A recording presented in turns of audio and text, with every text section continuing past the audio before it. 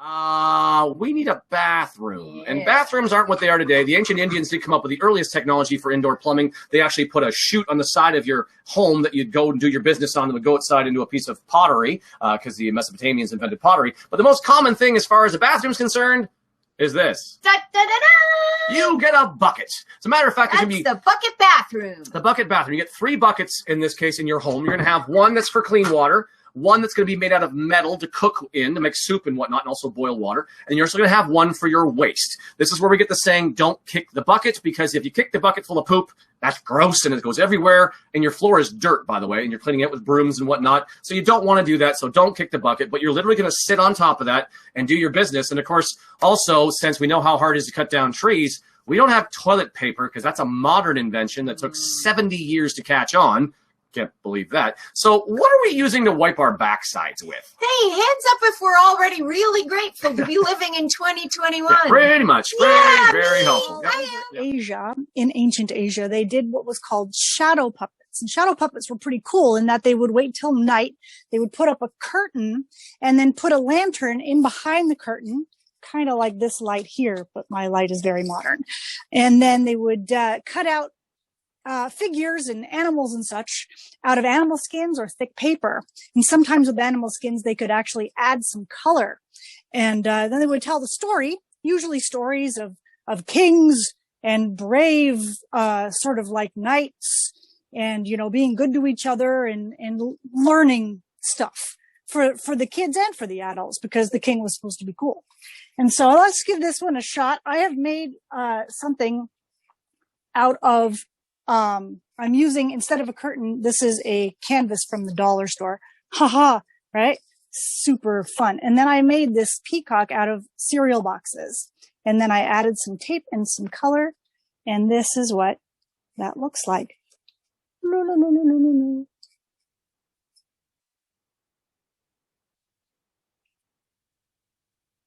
Cool, huh?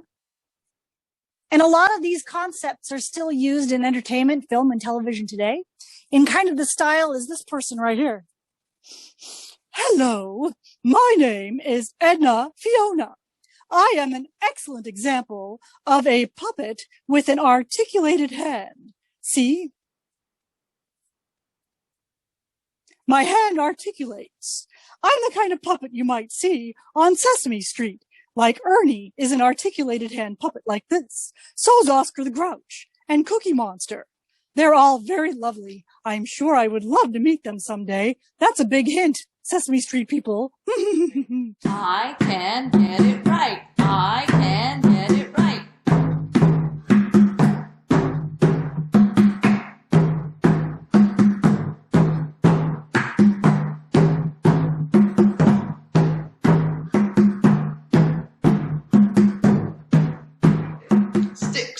And how to hold them.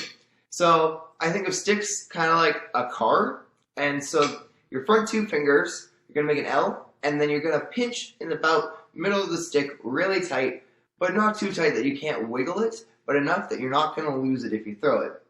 Then the last 3 fingers on both your hands are going to be like the engine of the car. So the front 2 fingers are like the steering wheel, and these are like the engine. So you're going to push with your 3 fingers into the palm of your hand. And like that is going to be most of the power. You're not going to go. All right, everyone. Now let's take a look at this beautiful Canadian landscape. We're going to be making our own version of it. And I know it can seem a little overwhelming at first, so we're going to just break it down into little sections. All right, keeping in mind what we said about the watercolor, the more water you have on the brush, the more fluid and light the color is going to be, the less water, the heavier, richer, darker colors you can make. We're going to put those darker colors in at the end. We're going to layer them over top. So we're going to kind of break it down using a little bit of math. If you look at the top half of the photo, you'll see we've got a lot of sky happening there and then some mountains. So we're going to look at, starting with the sky, we're going to work from the top of our page and go down. So we're going to start by looking at the background, Later, we'll look at what happens in the middle ground. And then at the very end, we'll be focusing on the foreground. So we're going to be starting with our sky. Keep in mind the areas that you want to have white.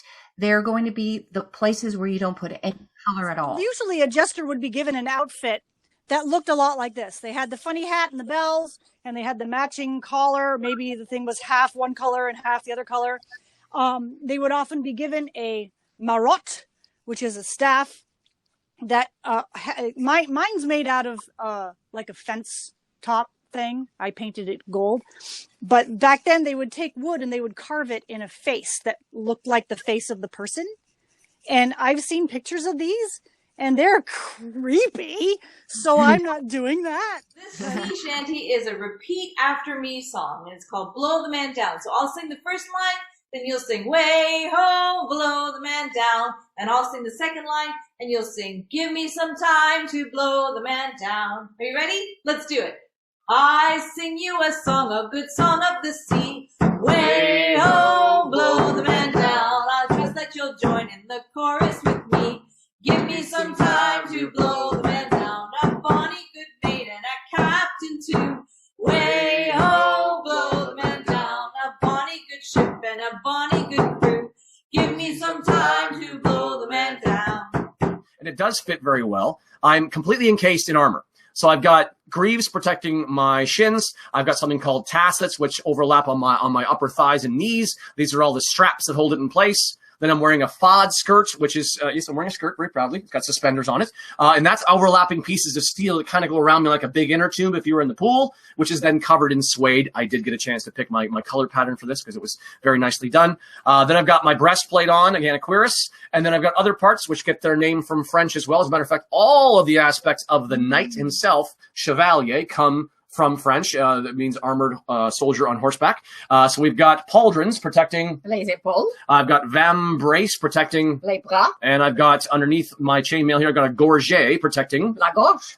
And also from here too, one of the things I like the most about this is my visor being up. Not only can you see my smiling face, but the process of raising a visor, which a knight would do on the field of battle with someone he's either showing respect to or doesn't have quarrel with, the process of raising the visor is where we get our military salute from. And that gives me goosebumps every time we do it. 500 years later, we're That's still doing it. Absolutely.